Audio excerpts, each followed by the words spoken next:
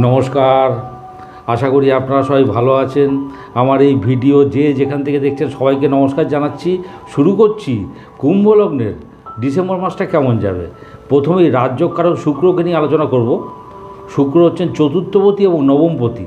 উনি বর্তমানে 2 ডিসেম্বর চলে এসছেন মকরে, অর্থাৎ দ্বাদশ ঘরে। তাহলে চতুর্থপতি দ্বাদশে বিদ্যালাভের জন্য অতি দূরে গমন করতে পারেন, এটা একটা পয়েন্ট।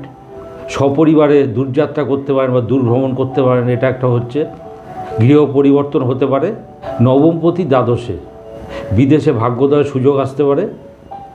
এবং দেখুন, নবমপতি দ্বাদশে থেকে ষষ্ঠে দৃষ্টি পড়ছে, রোগ ভোগে ডাক্তারের কাছে যেতে হতে পারে, বিশেষ করে পায়ে, বোনসে, হাড়ে কোনো প্রবলেম হতে পারে। সুতরাং শুক্রের অবস্থান এবং ফলাফল খারাপ নয়। এবারে আমাদের আলোচ্য বিষয় হলো রবি। রবি হলেন সপ্তমপতি। উনি বর্তমানে দশমে অর্থাৎ বৃশ্চিকে অবস্থান করছেন। 15 ডিসেম্বর পর্যন্ত বৃশ্চিকে থাকবেন, তারপরে ধনুতে যাবেন। 7th Lord 10th-এ। কর্মসূত্রে গমনাগমন, যারা সেলস মার্কেটিং জব করেন, যারা ট্যুর অ্যান্ড ট্রাভেলে জব করেন, তাদের পক্ষে খুব ভালো। 10th আর 7th-এর কম্বিনেশন। আরেকটা জিনিস হয়, 7th হাউস থেকে আমরা কী বলেছি, প্রমোশনাল অ্যাক্টিভিটিস। কর্মস্থানে কোনো প্রমোশনাল অ্যাক্টিভিটিস হতে পারে বা প্রমোশন পেতে পারেন, এই ব্যাপারটা হচ্ছে। সুতরাং খুব ভালো। এবং দেখবেন একাদশপতি বৃহস্পতির সঙ্গে দৃষ্টি বিনিময় হচ্ছে, ফিনান্সিয়াল গেইন হবে। আফটার 15 ডিসেম্বর 7th হাউস চলে আসছে 11th-এ। বিজনেসের থেকে গেইন করবেন, আপনার বেটার হাফের থেকে কিছু গিফট পেতে পারেন। কোথাও গমনাগমন, কোথাও যাত্রা, সেখান থেকে কিছু গিফট পেতে পারেন বা সেখান থেকে কিছু গেইন হতে পারে। সুতরাং রবির অবস্থান এবং ফলাফল খুব ভালো। এবারে আমাদের আলোচ্য বিষয় হলো বৃহস্পতি। বৃহস্পতি দ্বিতীয়পতি এবং একাদশপতি। বর্তমানে বৃষে অর্থাৎ চতুর্থে অবস্থান করছেন। দ্বিতীয়পতি চতুর্থে, কথা বলার বিদ্যা। ও দেখুন, ওখান থেকে দশমে দৃষ্টি পড়ছে। কোনো প্রোডাক্ট নিয়ে ডিটেল করা, এই রিলেটেড কর্ম হবে। জিভে কোনো প্রবলেম হতে পারে। এবং দেখুন 4th আর 10th-এ একটা কম্বিনেশন হয়ে যাচ্ছে। এটা হচ্ছে কোনো প্রফেশনাল স্টাডি, তার সুযোগ আছে।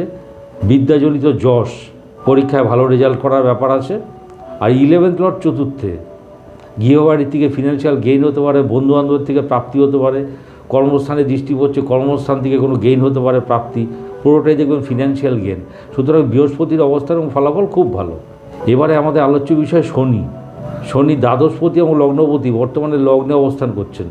দেখুন, ওখান থেকে কর্মস্থানে দৃষ্টি পড়ছে। কর্মসূত্রে বিদেশ যাত্রার সুযোগ আছে বা বিদেশে কর্মলাভের সুযোগ আছে। দেখুন, সপ্তমে দৃষ্টি পড়ছে রবির ঘরে সিংহে, অতি দূরে ভ্রমণের সুযোগ আছে। যারা এক্সপোর্ট ইম্পোর্টের ব্যবসা করেন তাদের পক্ষে খুব ভালো।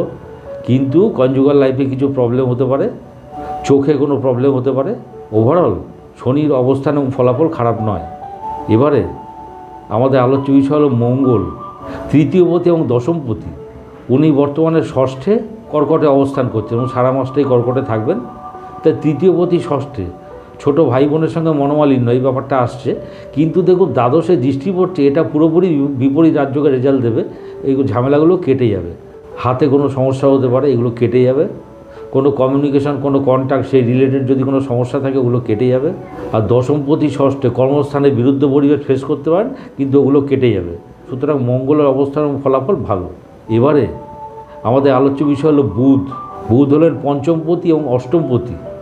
উনি বর্তমানে দশমে অর্থাৎ বৃশ্চিকে অবস্থান করছেন এবং পুরো মাসটাই বৃশ্চিকে থাকবেন। তাই পঞ্চমপতি দশমে, কর্মস্থানে নিজের মেধার প্রকাশ।